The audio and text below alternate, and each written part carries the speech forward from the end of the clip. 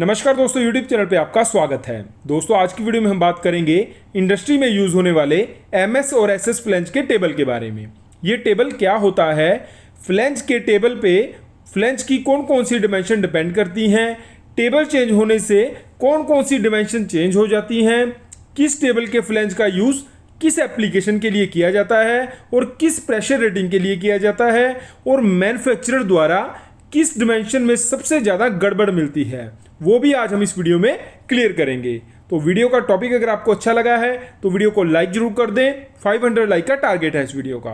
तो चलिए दोस्तों शुरू करते हैं। दोस्तों फ्लैंज इंडस्ट्री में डिफरेंट क्लास और टेबल के अकॉर्डिंग आते हैं। तो सबसे पहले हम बात करेंगे फ्लैंज की क्लास के बारे में। फ्लैंज की क्लास उस फ्लैंज की प्रेशर रेटिंग बताती है कि वो फ्लैंज कितने प्रेशर तक स्टैंड कर पाएगा, यानी कितना प्रेशर लेने की वो क्षमता रखता है। मगर ज्यादातर इंडस्ट्री में क्लास 150 और क्लास 300 के फ्लैंज यूज किए जाते हैं। थोड़ा फ्लैंज की क्लास और इसकी प्रेशर रेटिंग के बारे में समझते हैं। क्लास 150 का जो फ्लैंज होता है वो एम्बिएंट टेम्परेचर पे यानी नॉर्मल वातावरण के टेम्परेचर पे 270 psi तक स्टैंड करता है। यानी अगर टेम्परेचर नॉर्मल है 38 डिग्री के अराउंड तो वो फ्लैंज 270 psi तक क्षमता रखता है उस प्रेशर को झेलने की। ठीक है दोस्तों, और जैसे जैसे टेम्परेचर बढ़ता है वैसे वैसे उसकी प्रेशर रेटिंग कम हो जाती है। दोस्तों एक एग्जांपल लेके देखते हैं क्लास 150 के फ्लैंज की। अगर हम क्लास 150 के फ्लैंज को नॉर्मल टेम्परेचर यानी 38 डिग्री टेम्परेचर पे किसी एप्लीकेशन के लिए यूज करते हैं तो वो फ्लैंज 270 psi प्रेशर लेने की क्षमता रखता है। और अगर हम उसी फ्लैंज क्लास 150 के फ्लैंज को 200 डिग्री सेल्सियस पे यूज करेंगे तो उसकी प्रेशर रेटिंग कम होके हो जाएगी 180 psi। और अगर हम उसी क्लास 150 के फ्लैंज को 315 डिग्री सेल्सियस किसी एप्लीकेशन के लिए यूज करते हैं तो उसकी प्रेशर रेटिंग और कम हो जाएगी और उसकी प्रेशर लेने की क्षमता जो हो जाएगी वो हो जाएगी 150 psi।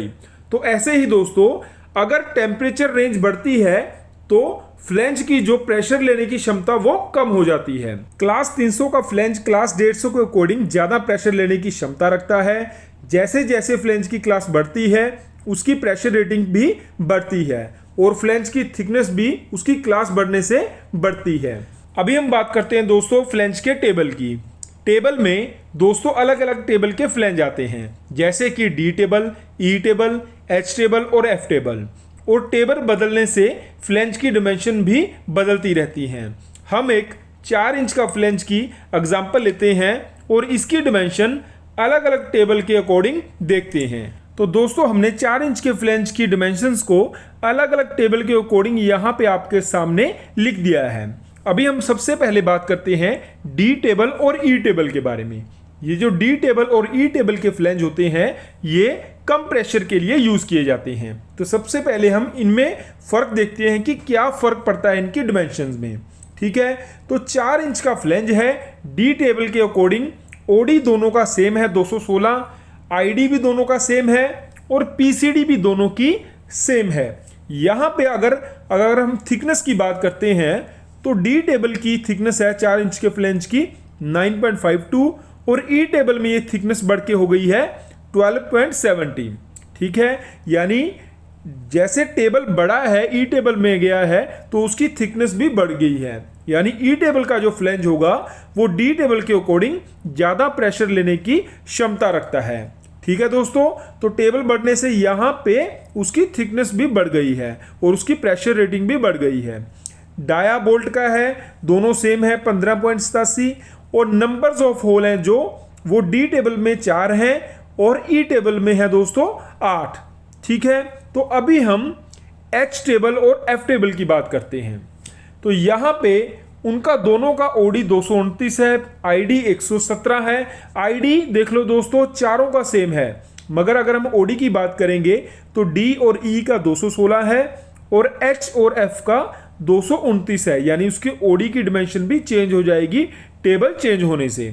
PCD दोस्तों H और F टेबल की 190 है और D और E टेबल की 177.80 है। तो यहाँ पे PCD में भी फर्क आएगा अगर हम बड़े टेबल में जाएंगे। अभी हम बात करते हैं थिकनेस की। H टेबल का जो फ्लैंज है उसकी थिकनेस होती है दोस्तों 23.81 और जो F टेबल का होता है उसकी थिकनेस होगी 25.40। तो यहाँ पे थोड़ा सा थिकनेस का डिफरेंस है एफ टेबल और एच टेबल के अकॉर्डिंग। ठीक है, तो अगर हम डाया ऑफ बोल्ट की बात करेंगे तो इन चारों में एक ही साइज के बोल्ट लगेंगे और उनका साइज होगा 15.87 और numbers of hole H table और एफ टेबल दोनों में 8 होंगे। ठीक है दोस्तों, तो यहां पे हमने ये जो बात की है 4 इंच के फ्लेंज की है और अलग अलग टेबल के अकॉर्डिंग। फ्लेंज के टेबल चेंज होने से उसकी कौन सी डिमेंशन चेंज हो जाती है वो अच्छे से क्लियर हो गया होगा। फ्लेंज की कौन सी डिमेंशन में सबसे ज्यादा गड़बड़ मिलती है तो वो है उसकी थिकनेस। तो दोस्तों अगर आप किसी भी फ्लेंज को उसके टेबल के अकॉर्डिंग चेक करेंगे तो आप देखेंगे कि उसकी थिकनेस आपको हमेशा कम मिलेगी। तो आज की वीडियो में बस इतना ही। वीडियो अगर आपको अच्छी लगी तो वीडियो को लाइक जरूर कर दें। चैनल पे पहली बार आए हैं तो चैनल को सब्सक्राइब करके बेल आइकन को प्रेस कर लें। Thanks for watching.